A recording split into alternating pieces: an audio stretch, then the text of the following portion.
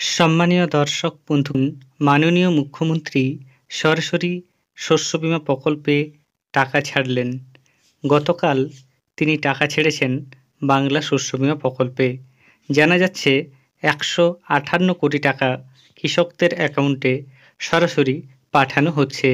শস্য বীমা প্রকল্পে ফসল নষ্ট হলে কৃষকদের আর্থিক ক্ষতিপূরণ দেওয়া হয়ে থাকে।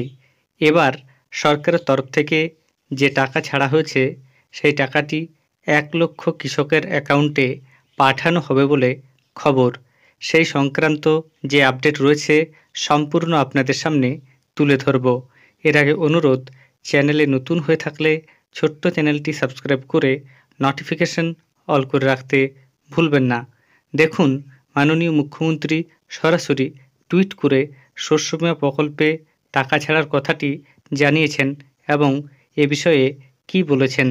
এই হচ্ছে মুখ্যমন্ত্রী মমতা বন্দ্যোপাধ্যায়ের টুইটার হ্যান্ডেল। এখানে বলা হয়েছে, অত্যন্ত আনন্দের সঙ্গে জানাচ্ছি যে আজ রাজ্য সরকার বাংলা শস্য বীমা প্রকল্পের আওতায় বাংলার 1 লক্ষেরও বেশি আলু চাষিকে সরাসরি তাদের ব্যাংক অ্যাকাউন্টের মাধ্যমে 158 কোটি টাকা আর্থিক সহায়তা প্রদান শুরু করল। আমি বাংলার সকল কৃষক ও তাদের পরিবার পরিজনকে জানাই আন্তরিক অভিনন্দন। চলতি রবি মরশুমে প্রতিকূল আবহাওয়ার কারণে যেসব কৃষকের আলু চাষে ক্ষতি হয়েছিল তাদের এই সহায়তা করা হচ্ছে। এই প্রসঙ্গে বলি, বাংলার কৃষকরা সম্পূর্ণ নিখরচায় ফসল বীমার সুবিধা পান। সব ফসলের প্রিমিয়ামের পুরো টাকাই রাজ্য সরকার দেয়।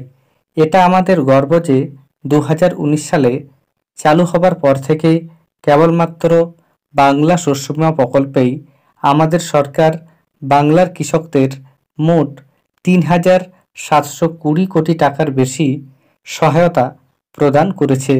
আগামী দিনেও আমরা বাংলার কৃষকদের পাশে এভাবেই থাকব। তাহলে বুঝতে পারছেন, বাংলা শস্য বীমা প্রকল্পে কৃষকদের জন্য 158 কোটি টাকা ছাড়লেন মুখ্যমন্ত্রী। এই টাকাটি কোন কোন জেলায় দেওয়া হবে এখনও পর্যন্ত জানা যায়নি।